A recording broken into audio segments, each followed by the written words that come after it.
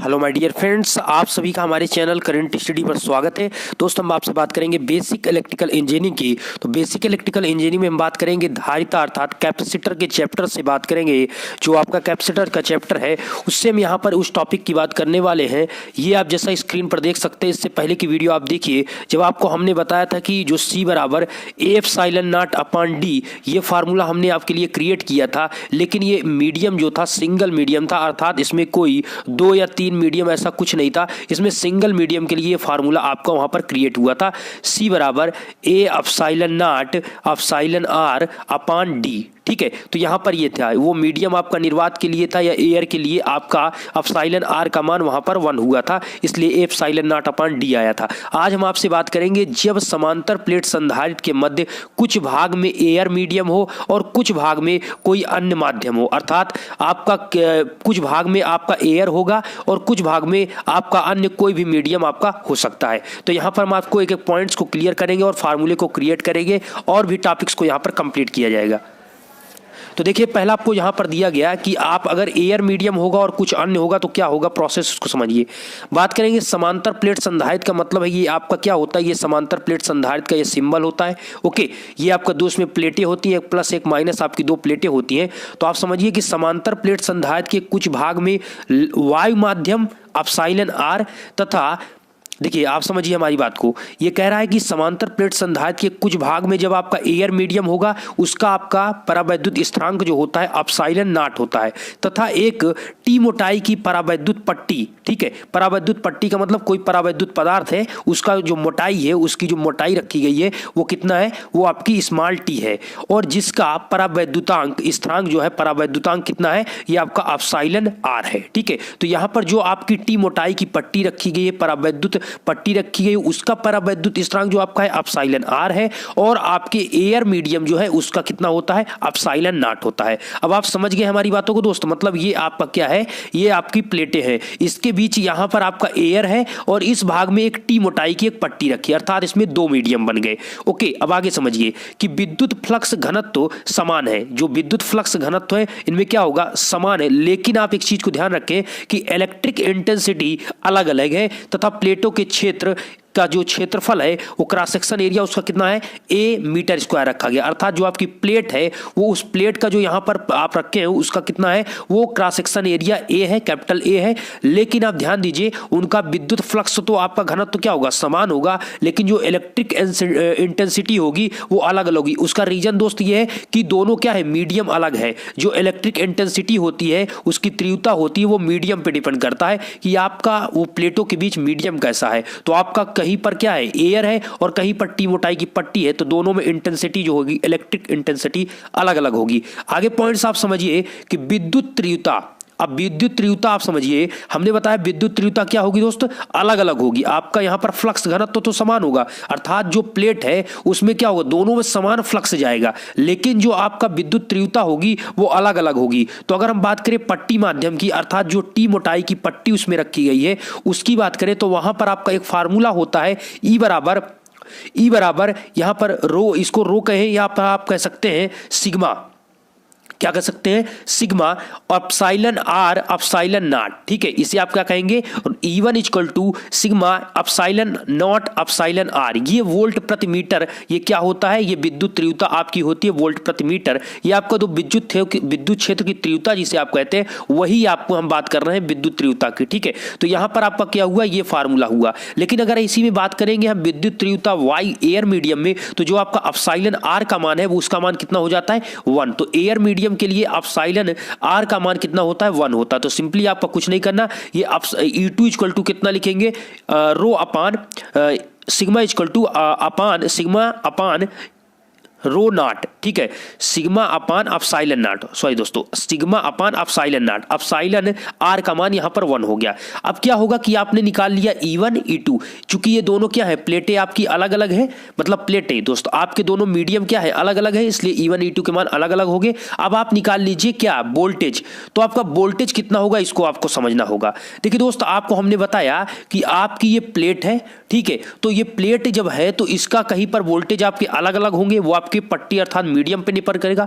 तो अगर हम बात करें कि पट्टी मीडियम में, अर्थात आपका जो टी मोटाई की पट्टी है, आपको पता है V बराबर क्या होता है, E इंटू यहाँ पर आप निकालेंगे तो आप जो E का मान V का मान निकालेंगे वो टी मोटाई पर निर्भर करेगा, ठीक है। और उसके क्या होगा, जो आपका बचेगा, मतलब ये जो प्लेट है, ये प्लेट है, ठीक है, और इसके बीच की पूरी डिस्टेंस कितनी है, आपकी D है। दो प्लेटों के बीच डिस्टेंस कितनी है, कैपिटल D है। और अगर इसके बीच आप एक गैप करेंगे, अर्थात ये एयर मीडियम हो गया और ये आपका अदर कोई आपका मीडियम है, ओके। तो ये एयर मीडियम की आपकी हो गई, ये आपका जो अन्य मीडियम उसकी मोटाई T हो गई। तो जब आप इस मोटाई एयर को निकालने की कोशिश करेंगे तो कितना आएगा, जब D में से T को माइनस कर देंगे तभी तो ये दोस्त आएगा। तो वही चीज आप समझना है कि ये दो आपकी दो क्या है, प्लेटें हैं, और इसके बीच आपका यहां पर एयर है और यहां पर आपका क्या है, कोई अदर मीडियम है। तो इसकी लेकिन मोटाई कितना आपको दिया गया है, T, यहां से यहां तक आपकी T है और टोटल कितना है, ये D है। तो इसकी मोटाई कितनी होगी दोस्त, इस मीडियम की जो बीच की दूरी प्लेट कितनी होगी,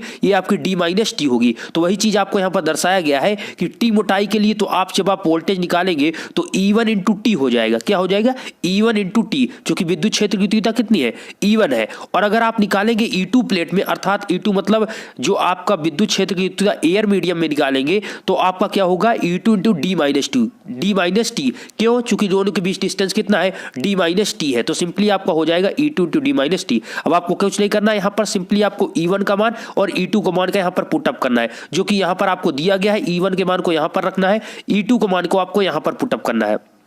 आगे प्रोसेस क्या होगा दोस्त, जैसे ही आप यहां पर E1 और E2 का बार रखेंगे, आगे प्रोसेस ये होने वाला है कि आपका कुछ कॉमन बनेगा, ठीक है। तो sigma upon ρ1 sigma upon epsilon naught आपको कॉमन लेना है। जैसे ही आप यहां पर से कॉमन लेंगे, आपका बचेगा T अपान एप्सिलॉन R और यहां बचेगा आपका D माइनस टी। ये कहां बचेगा दोस्त, D माइनस टी, ओके। आगे यहां पर ये होगा दोस्तों, आपको निकालना है V इक्वल टू आपका आ गया, और यहां पर आपको पता होना चाहिए रो जो आपका होता है, जो आपका आवेश घनत्व होता है, ये आपका क्या हो जाएगा, ये धारा आवेश घनत्व जो हुआ Q upon A।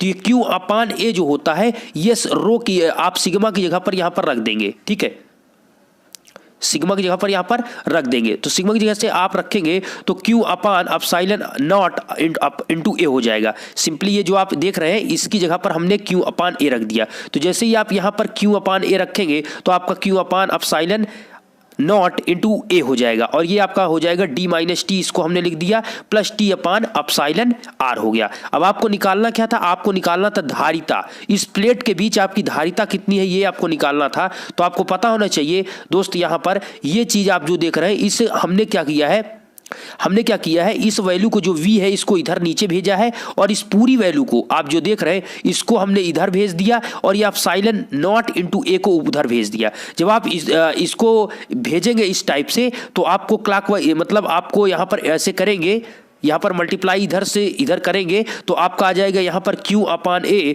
Equal to A epsilon naught upon D minus t minus T upon epsilon naught. यहां पर से माइनस कॉमन ले लिया गया, इसीलिए आपको इस प्रकार दिखाई दे रहा है। आगे दोस्त यहां पर आपको पता होना चाहिए Q बराबर क्या होता है, C इंटू वी। Q बराबर क्या होता है, C इंटू वी। तो C बराबर क्या होता है, Q अपान V। तो वही आप देख रहे हैं, Q अपान V की जगह पर आप क्या लिख सकते हैं, C धारिता, और V आपका क्या, V आपका वोल्टेज है, Q क्या है, आवेश है। तो C आपका आ गया यहां पर। अब आपको यहां पर धारिता का मान आ गया, जो कि आपको यहां पर निकालना था। और आपको पता है कि एयर मीडियम में आपका फार्मूला होता है C equal to A epsilon naught upon D, ठीक है। अगर पूरे एयर मीडियम की बात करेंगे तो C equal to A epsilon naught upon D होता है, जो कि हमने आपको ऑलरेडी पहले बताया था, ठीक है। मतलब वहां पर T की कोई बात नहीं की जाएगी। ये आप जो T पार्ट देख रहे हैं, इसको आप क्या कर देंगे, 0 कर देंगे, तो आपका कितना आएगा, A epsilon naught upon D ही आपका यहां पर बचेगा, जो कि आपको यहां नीचे दिखाई दे रहा। तो वही चीज आपको समझाने की कोशिश की गई कि अगर T मोटाई की बात की जाएगी तो यहां पर इस प्रकार होगा, ओके। अब आगे चलते हैं, एक आपको पॉइंट से कि अगर